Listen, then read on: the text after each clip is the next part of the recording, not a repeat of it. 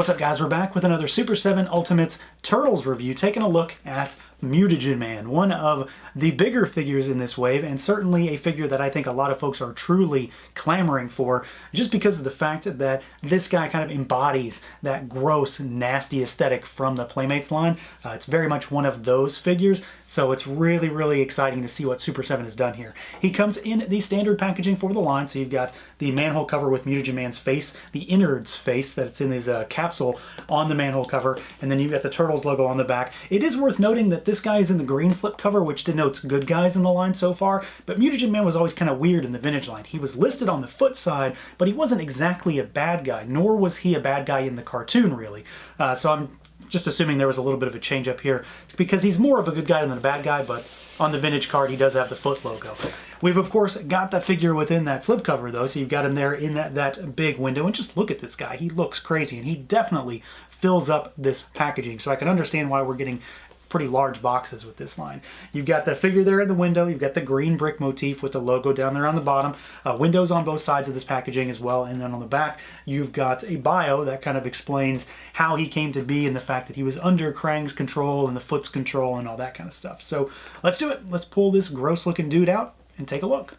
And here he is out of the package, our Ultimates Mutagen Man, a shining example of everything that was crazy and goofy and weird and gross when it comes to the Playmates line. And again, another example of what I think Super 7 and the Horsemen are doing just tremendously well when it comes to recreating this line. So let's jump into this guy, see what he can do. He's a little bit different, of course, from our other figures in the line so far. But before we do jump right in, I do need to mention that this guy was provided for the purposes of review by Super 7. So let's see what this guy's got going on.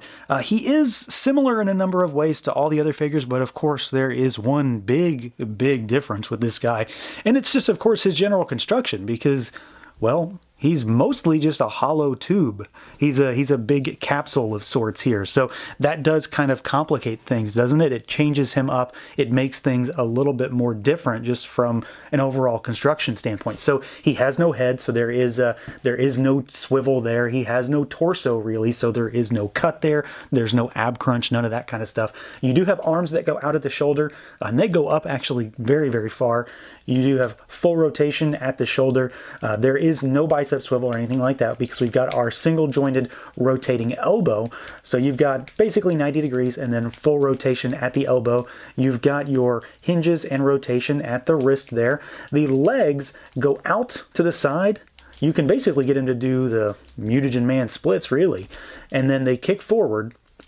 They do kick backwards, and then you can twist them when they're out at the sides, but there's not really a thigh swivel here, just because of the fact that Super 7 usually uses the balls that are then tucked into the thighs, and I don't believe that would really work in this type of situation. So you don't have a thigh cut or a thigh swivel. You do have your single jointed knee.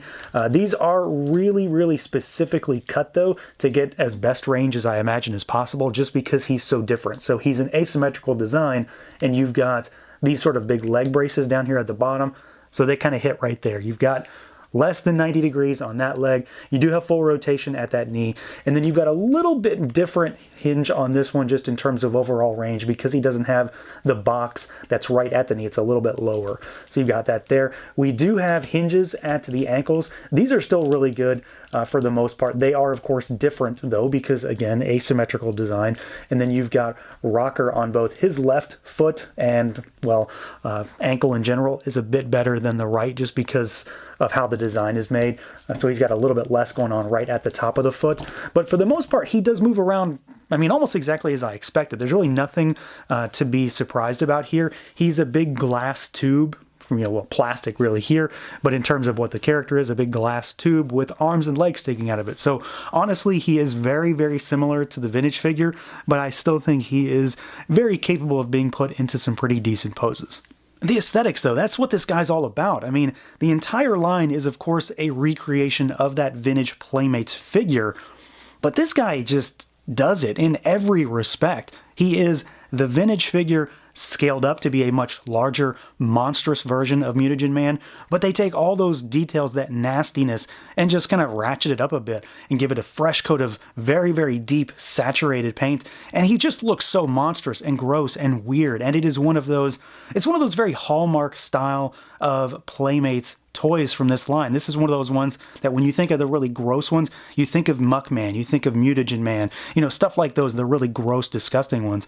And he is definitely kind of firing on all cylinders. So you've got just a much larger figure here. We will do some size comparisons to Leo and Raph, and then maybe Baxter, some other lines as well, because this is a big figure. He's not as big as Bebop when it comes to this wave, but he is still a very large figure by comparison to the Turtles. And you've got just all of that nasty detail from the Playmates figure is just all here. And if there's one thing to take away from this guy, it's just that they know what they're doing when it comes to taking those designs and reinterpreting them in a new modern figure line. I mean, this is really just, this is probably one of the most faithful recreations I think we've got so far, and that's saying a lot for me because they're all very spot on in many ways. So this guy just has all of those little details, and they're all here. So all of the muck and the ooze that's coming out of him is done up in that kind of nasty, like boogery yellow color almost. You've got the purple and kind of red muscle striations all throughout there, because this guy is not just a bunch of goop inside of a canister. This was a man, Seymour Gutz. So he's got all of the remnants of a human kind of spilling out, and within that capsule, you've got all of these bands that are wrapping him up. Those are done up in kind of a metallic plastic. Those were not metallic in the original figure, so it's just kind of gussied up a little bit here and there. You've got the containers that kind of hold his legs together, the more robotic style foot with like this really fluorescent pink paint. You've got whatever this little doodad is supposed to be. I don't know, it's on the vintage figure, so it's here too. But you've got like all this sinewy nastiness coming out, the torn hands with kind of like the ligaments all showing through. You've got the container on the back that leads up to the coil with the plug on the top of the head, and this of course does come off, despite the fact that this guy is very much a recreation of that vintage figure. He has the moving part to give it kind of the feel of that play feature that the original had. So the original figure was meant to be filled with water, and then you throw all the junk inside of him that he came with. This guy is not meant to really be filled with water. He's not watertight. I did try it out. He is a huge pain to dry out, so do not attempt it unless you really want to play around with it. He'll hold water for a couple minutes, but ultimately he will just pee it all out, and you'll be stuck with a Mutagen Man that's just still wet on the inside. So it's not meant to do that. Maybe someone out there is going to fill him with slime. I could see Pixel Dan giving it a try. I don't have any, nor do I want to try to get that out. But he does hold water for a few minutes, but he's not meant to do that. So you've got the remnants of that kind of play feature here. I am glad that they actually included this part. I really thought this was going to be glued in so that you couldn't do it, but it is movable. You can pull it out. And then, of course, you've got all of those body parts inside there. So you've got the brain and the face, the skull, all those eyeballs that are going different directions to help kind of pose him in certain ways. And then you've got all those organs that are down in there. They are done up in the pink color like the original figure, but they do have some paint on them. There is a purple wash all over it to sort of bring out all those details. So they're not fully painted different colors. I don't know that they were ever truly going to be, but they do look good with that purpley wash all over them as well. It just helps to bring out all the little nasty details. So, I mean, there's really nothing for me to complain about. I think he looks fantastic. The robot capsule harness thing is really well done. The glass plastic enclosure looks fantastic. It's all very, very similar to the original figure. And again, that's what they're going for. As close to that Playmates figure as possible while still being very modern and new and unique amongst other toys. And it just looks great. The purple really pops against that nasty ooze yellow color. All of the guts inside are really well sculpted, really well painted. And it's just a hulking, disgusting figure. And that's what Playmates vintage toys were to me, to everyone else. And that's what this guy represents really, really well. Now, as far as size comparisons go, we're going to start with a few figures that are in the same wheelhouse as Mutagen Man. So we've got Leo from the same wave, so you can see that Mutagen Man is much wider, beefier, girthier, and then of course like a head taller, well, a turtle head taller, because Mutagen Man doesn't really have much of a head right now. And then you've got the Ultimate Lion-O over to his right, and you can see that he is about the same height if we're including Lion-O's magnificent mane of hair there. So you've got a couple of ideas as far as more standard figures. Let's take a look at like something like Baxter Stockman. from the Ultimates line. So you've got the Fly guy here, and let's get him posed up here with him.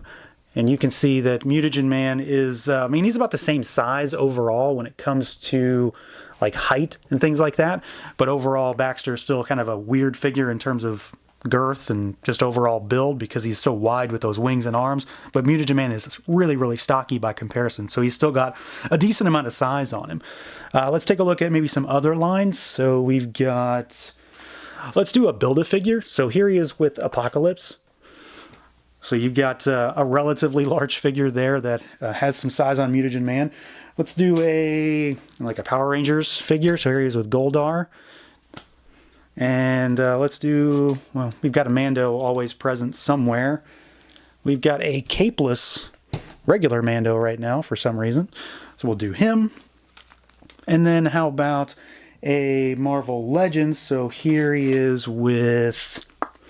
We'll do Deathlock because he is still around from that Cyborg Spider-Man review. So you've got Deathlock there. So a normal 6-inch-ish figure. So he does have a lot of size to him. I mean, this guy is going to stack up to pretty much anything in the 7-inch realm quite well. He's certainly going to have a lot of beefiness on just about any figure. You saw how big he was against a turtle, how big he was compared to Lion-O overall, and he's going to have some shelf presence for sure. He's a really large, beefy, imposing figure, mostly because of those thick arms and legs, but of course because he has such a huge barrel chest with that big tube system. But of course I have to bring out one of my very loved and original vintage Playmates figures. So we've got a very, very battle-worn Mutagen Man here because I put this thing through the freaking ringer. He has been broken and reassembled as best as possible over the years, and he was filled with water over and over and over again, along with a lot of ooze. So this guy is has been loved, to say the least. But you can see there is a tremendous influence here between these two figures. Basically, the Ultimates figure is as faithful of a modern recreation as I think we're going to get out of this figure, and that's not saying anything lightly because all of the little details are here, from all the muscle striations to how all the bands are set up to the tubing to the fact that you've got all of that little robotic junk all over him that really is just a bunch of haphazard parts thrown all over this ooze man. But they did a great job of recreating this, and despite the fact that Mutagen Man's card back showed his guts being painted to the gills, they definitely were not on the figure. And of course our new one does have a lot of wash to help accentuate what is just the gnarliest of sculpts. So this thing is a tremendously well done recreation. I think Super7 frankly just knocked it out of the park when it comes to making this little guy new again.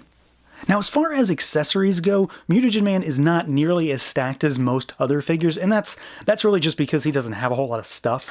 He has a gun, some hands, and a bunch of goop. So that's where one of my real, I wouldn't say it's a concern, well, I guess it's kind of a concern, one of my points of interest maybe lies, because this all comes back to the play feature that the original figure had. So you filled him up with water, and you threw a whole bunch of trash and stuff inside of him, and it would float inside the figure.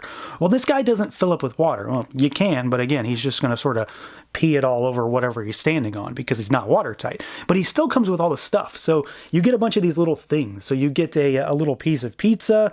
We get a turtle. I guess that's not a trash. We get a little turtle. There is a fish. There's a bone. And there's a eaten apple. So you get an apple core. There's, I don't know what this is, like a little booger or something. Some sort of yellow booger. I don't know. And then we've got a wrench as well. So you would take all of this stuff and you would throw it inside of him, and then it would just be in there. But right now, my concern is getting it out of him. I've put a couple of them in there, and when there's just a few, you can sort of get him out, just shake him enough, and he'll come out.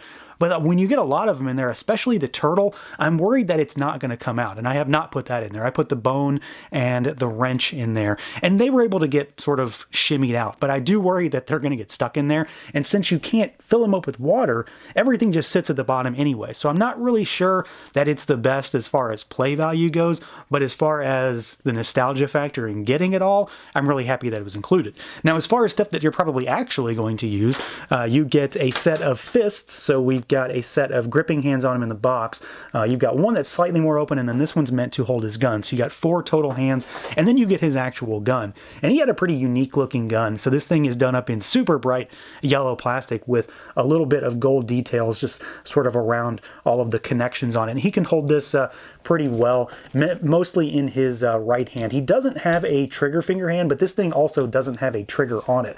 So you just sort of shove it in his hand there, and he's ready to start blasting, basically. So you've got all the stuff that the actual vintage figure has, but again, I do have some reservations on actually, I don't know, utilizing this stuff just because it is so small. And frankly, I'm surprised I haven't lost it yet, so we're gonna put that up very, very soon. He does also come with the sprue. So you've got a yellow one this time around that has a very Mutagen Man sort of connection look and feel.